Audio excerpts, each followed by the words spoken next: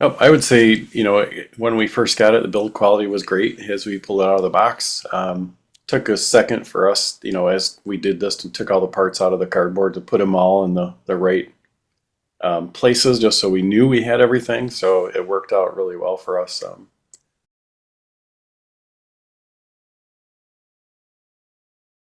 No, the speaker wires are fine. With my installer is easy enough just to clip them into the back little push terminals and get them up to the speakers themselves. And we ended up putting the wires themselves just to make it look nicer in the classroom. And this is, everything's dependent on where you're putting something, but underneath wire mold, so it's not visible also. Okay, one of those channel things. Yep. We try to do that with everything that we do.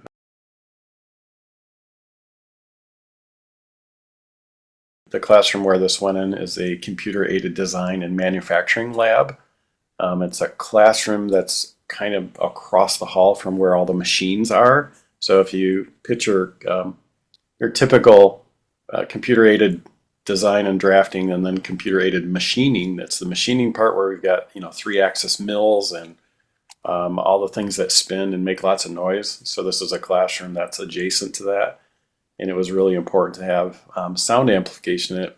So we're really glad to have something that can be a good proof of concept in that classroom so the students can hear better.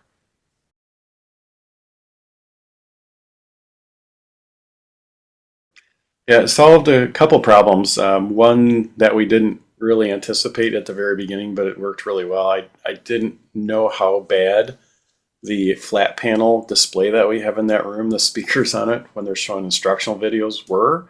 Most flat panels, the speakers on them are very, very small, usually, no bigger than an inch wide, and they fire down at the floor, which isn't helpful. Almost every display we have is like that.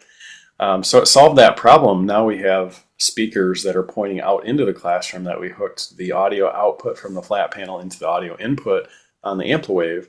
And now we've got actual speakers that are pointing out to the students so they can actually hear what's going on, instead of my first time I was in there noticing, all the kids' heads were kind of cranked to the side and trying to hear that flat panel. And plus just the audio, the fidelity of those flat panels is pretty terrible versus, running it through the AmpliWave, where you at least have some pretty good audio coming out of it. It's like full range instead of just tinny, terrible audio pointing at the floor.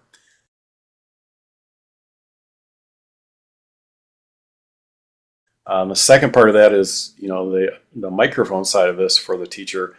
I'm a firm believer there needs to be audio, some sort of voice lift or voice amplification system in every single classroom in the United States and beyond, for lots of reasons. So one is we want to make sure, students are hearing the teacher's instructions or anything that they're doing.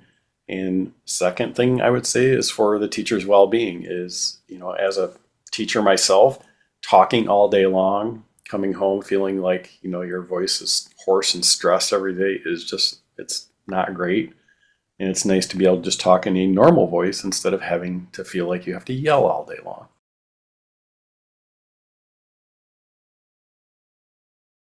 Yeah, absolutely. For the students, the last time I was in the room, I always ask the students the question. I said, what was it like before and after? And the before was, you know, you wouldn't even know the teacher was talking sometimes, just because of this room in particular has a fairly loud set of HVAC blowers in the ceiling. So that's creating that white noise, which kind of makes kids drone off a little bit. And now they cannot ignore when the teacher is talking, versus in the past, it would kind of just all blend into one just big noise floor. So they did say that, yeah, it makes them, I guess I would say, pay attention or peek up a little bit and say, oh, yes, somebody is now talking. So I should pay attention to this person that's talking.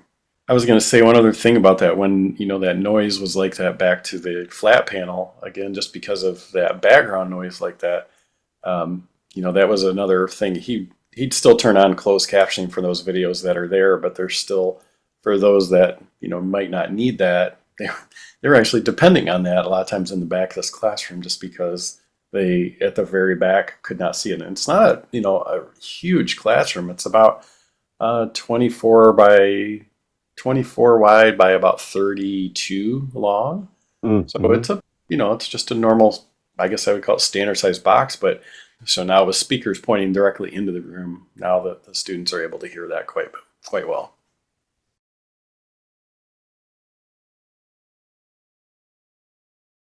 I think one of the things I've noticed, just thinking about where this product is kind of, I don't know, positioned for users, I see this happen a lot of times in classrooms that I've been into where teachers are trying to solve their audio problem themselves. And I've seen this in more classrooms than I can count.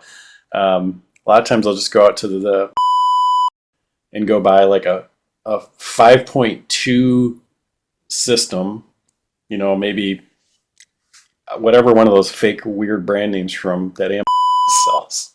And they'll get a subwoofer and a couple speakers and they'll hang them themselves in their classroom.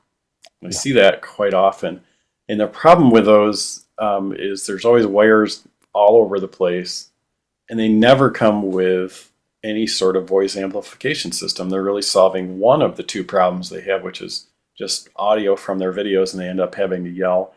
Having something like this, I think this is easily self-installable by teachers that may not have somebody to do it for them. And you don't have to be all that handy to do this. You can do it, and you get that benefit of having that microphone system in there as well. So I think this could be a really good solution for those classrooms where the teacher just says, "Hey, I need to be able to play this video into the classroom," because not every classroom that I go to, and not every school that I go to has a somebody that can install this. A lot of times it falls on the information technology department. And it's really not the right place for that to do a lot of these installs. There's other considerations there, and a guy that or gal that does Chromebook deployment is probably not always the right person to install audio systems in classrooms.